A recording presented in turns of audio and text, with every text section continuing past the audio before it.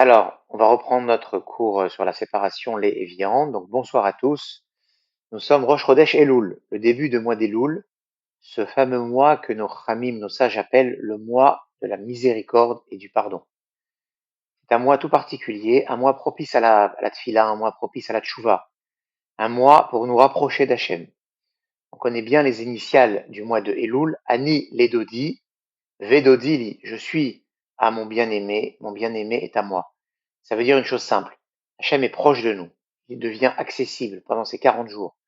Il suffit de faire un petit pas vers lui, et lui, dans sa grande miséricorde, en fait 1000 vers nous. C'est la fameuse parabole du roi. Le roi qui sort de son palais, qui va se promener dans les champs. Le roi qui se rend disponible pour son peuple, qui est proche du peuple. Et puisque nous sommes dans cette période si favorable, aujourd'hui nous allons continuer à aborder un sujet très concret, un sujet fondamental dans la cacheroute, l'organisation de la cuisine. Car pour bien respecter la séparation entre le lait et la viande, une règle essentielle de la cacheroute est qu'il faut organiser sa cuisine de façon claire, sérieuse, efficace, pratique. Enfin, je rappelle que tous ces petits cours sont dédiés à la guérison complète de notre cher Pascal, Shalom Ben Miriam. Et nous sommes d'autant plus encouragés à les donner et à les écouter que malgré les avis médicaux assez pessimistes, force est de constater que nos prières, nos télim, et surtout les engagements et les résolutions de Pascal et de Hélène ont permis de défier les lois de la nature. Baruch Hashem, la situation médicale de Pascal s'améliore en même temps que grandit sa prise de conscience spirituelle. Alors, on va commencer par les couverts. Alors les couverts, on doit avoir deux séries distinctes, idéalement de couverts, un pour la viande et un pour le lait. Pour ne pas se tromper, on peut mettre un signe, ou encore mieux, acheter des modèles différents. Aujourd'hui, on trouve facilement des sets de couverts variés. Voilà, mais pour faire plaisir à Marjorie, on évitera si possible la fabrication chinoise. Alors, les verres et les tasses. Alors, chez les Sfaradim, les verres en verre simple, en Pyrex, etc., peuvent être utilisés pour le lait comme pour la viande, même à chaud, à condition évidemment de bien les laver, car le verre n'absorbe pas le goût. Chez les Ashkenazim, en revanche, on garde deux séries de verres séparés. Pour les tasses en porcelaine ou en plastique, c'est différent. Elles absorbent les goûts. Donc il en faut une série pour le lait, une série pour la viande. En cas d'urgence, il y a toujours quelques tolérances, les Khamim y pensent à nous. On peut boire du lait froid dans une tasse de viande parfaitement propre. Après un repas de viande, on peut boire du café dans une tasse de lait, mais uniquement après le repas, mais pas pendant le repas. On évitera pour éviter que la tasse se devienne bassari pendant ce repas. Les assiettes. Alors, les assiettes en verre, en Pyrex ou en Duralex peuvent servir pour le lait et la viande, à condition de bien les laver. Mais pour la porcelaine et les céramiques, il faut avoir deux services évidemment séparés. Pareil pour le plastique. Les planches à découper. Alors, tout dépend du matériau. Toujours pareil, si c'est en verre, les Sfaradim peuvent utiliser la planche pour le lait et la viande si elle est bien lavée, pas les Ashkenazim. En plastique ou en bois, si la planche est en plastique ou en bois, il faut en avoir deux. Pourquoi? Parce que ces matériaux d'abord absorbent les goûts, surtout quand on coupe les aliments chauds, et en plus, ils se rayent, et ces rayures retiennent les goûts, les saveurs. C'est encore plus délicat avec des aliments dits harifim, c'est une notion qu'on va apprendre aujourd'hui, des aliments qui sont piquants, acides, comme l'oignon, l'ail, le citron, le piment, qui transmettent forcément le goût à froid, même à froid.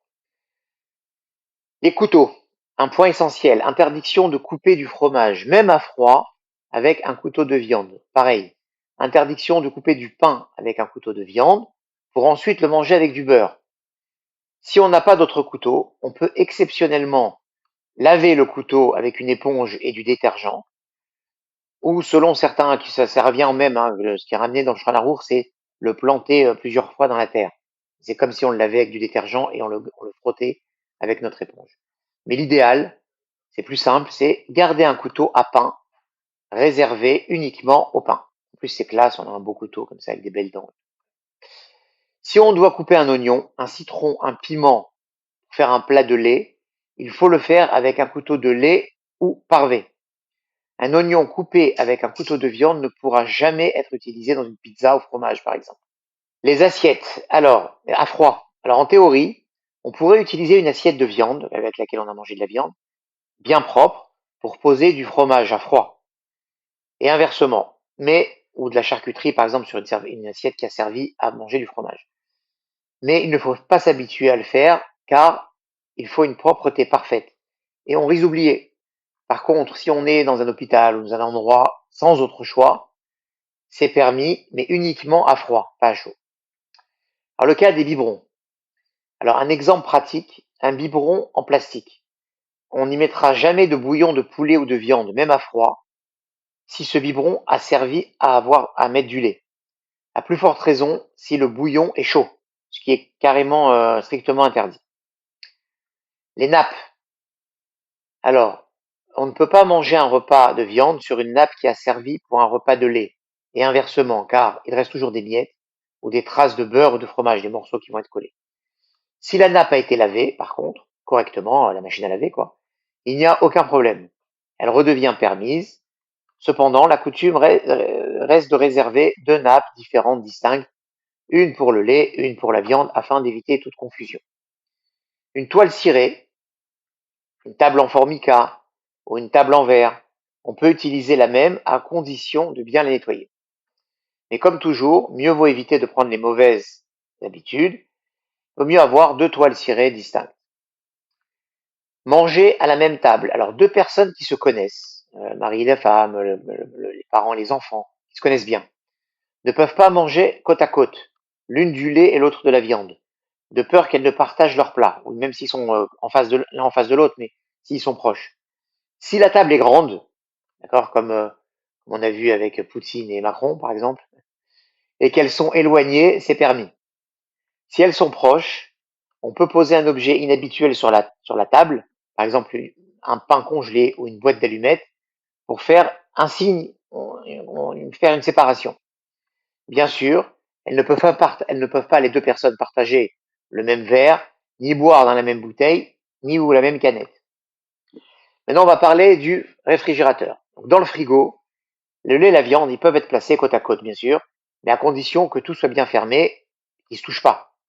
Par exemple, on ne va pas mettre un verre de lait ouvert posé dans la porte du frigo. En la fermant, il va y avoir ça va ça va se jeter sur ce qu'il y a à l'intérieur du frigidaire. On ne pose pas non plus un morceau de viande ou de fromage directement sur les étagères. D'accord? Il faut toujours avoir soit une assiette, soit un récipient, et il faut veiller à ce que les étagères restent propres. Même on peut mettre aussi en dessous du sopalin, par exemple, si on n'a pas le choix. Mais voilà, il faut éviter de le poser à même parce que il peut y avoir des échanges. L'évier et la vaisselle. Alors, l'idéal est d'avoir deux éviers séparés, un pour le lait, un pour la viande. Mais si on n'en a qu'un, alors il faut être un peu rigoureux, faire attention. Déjà, il faut avoir deux éponges distinctes, une pour le lait, l'autre pour la viande. Jamais la même. On peut choisir deux couleurs, une rouge, une bleue, par exemple, rouge pour la viande et bleu pour le lait, pour éviter toute confusion.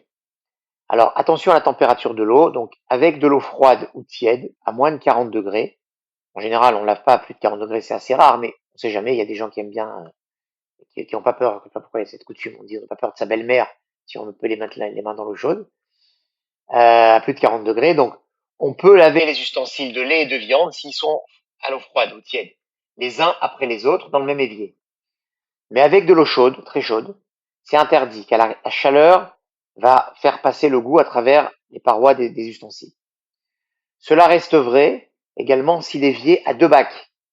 Même si on a un évier à deux bacs, la chaleur passe à travers la paroi commune.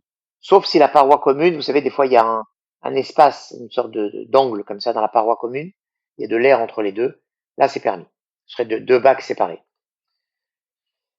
Les grilles en plastique. Alors, pour les grilles en plastique, au fond de l'évier, on peut mettre directement des grilles en plastique.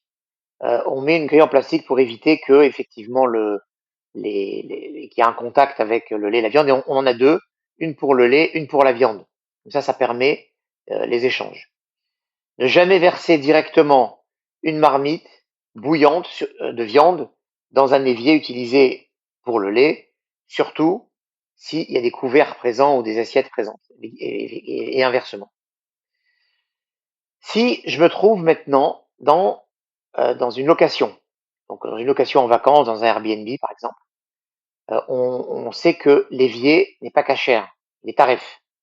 Donc là, il y a deux choses à faire. On peut utiliser une grille en plastique au fond de l'évier, effectivement, pour déjà éviter tout contact avec la paroi taref, et en même temps laver uniquement à l'eau froide ou tiède, avec deux éponges différentes, effectivement, une pour la viande, une pour le lait. À ce moment-là, on peut s'en sortir. Si on s'est trompé, si Shalom par erreur, on a versé de l'eau bouillante, d'accord, sur des ustensiles de lait et de viande mélangés, qui étaient mélangés dans un évier à froid, et on a versé dessus de la viande, de l'eau bouillante, donc ça fait une sorte de mélange. S'ils étaient parfaitement propres, sans graisse ni reste alimentaire, ils ne sont pas interdits. Par contre, s'il y avait des restes, d'accord, collés, des morceaux de graisse qui sont encore là, alors il faudra les cachériser. La porcelaine, la céramique, le plastique n'étant pas cachérisables, on autorisera malgré tout de les utiliser effectivement en les lavant bien. Tout cela peut vous paraître un peu compliqué, c'est très technique en fait, mais en réalité c'est beaucoup de bon sens et d'organisation, comme le disait Manu, notre Torah elle a plein de bon sens. Le plus important, c'est d'avoir une cuisine claire et bien structurée. 2 séries de couverts, 2 planches pour couper, 2 couteaux, et si possible 2 nappes, si encore mieux 2 éviers, et si on n'a pas 2 éviers, alors beaucoup de rigueur dans l'utilisation des éviers. En respectant ces règles, on vit la cache-route avec sérénité, sans stress, sans confusion. Voilà, Chodesh Tov Mevorach, qu'on entende des bonnes nouvelles, Bezrat Hashem, et à bientôt au prochain cours.